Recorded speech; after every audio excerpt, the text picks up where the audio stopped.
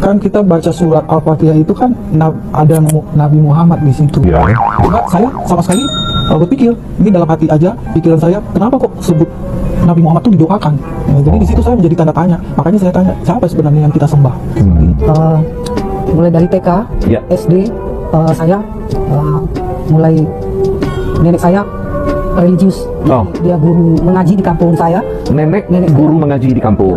Jadi mulai dari situ saya sering diajak ke masjid setiap sholat, Ya. setiap sholat 5 waktu, Ya. subuh, terus maghribnya sama-sama mengaji. Mengaji. Full mengaji. Jadi ya Jadi ibu adalah murid dari nenek ya di sekolah mengaji ya. di sekolah mengaji. Lulus ibu, Oh, khatam. udah khatam baca Al-Quran. Iya. Luar biasa. Nah, kami dengar sejak SD ibu sudah mulai mempertanyakan iman ibu. Meskipun itu di dalam hati, kan dibawa sama nenek ngaji, di sekolah ngaji, harus disiplin, dibawa ke masjid, harus ngaji sama nenek, ya. Tapi ibu mulai mempertanyakan iman ibu di dalam hati. Apa yang mendorong ibu sampai kepikiran untuk mempertanyakan siapa Tuhan yang ibu sembah? Iya, waktu SD itu saya sering sholat, ya, sering mengaji. Ya. Memang pikiran itu timbul aja gitu. Siapa yang saya sembah? Terus sebenarnya saya di sholat itu saya tidak mengerti apa yang saya baca, Oh. apa yang saya doakan. Jadi di situ saya berpikir siapa yang saya sembah sebenarnya. Ya, bertanya dalam hati aja. Tapi saya tidak bicara sama siapapun gitu. Oh, maaf nih bu, ibu kan waktu diajar mengaji, ibu khatam ya semuanya. Iya. Waktu ibu mengaji, apakah ibu nggak tahu artinya?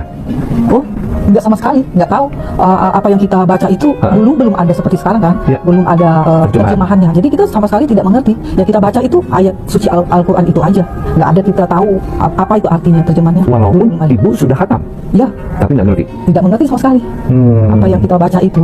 Sehingga bertanya-tanyalah ibu di dalam hati, kepada siapa saya melakukan penyembahan ini ya? Ya benar. Jadi itu yang bikin sering timbul dalam pikiran seperti itu. Oke. Apakah ibu nggak bertanya ke nenek?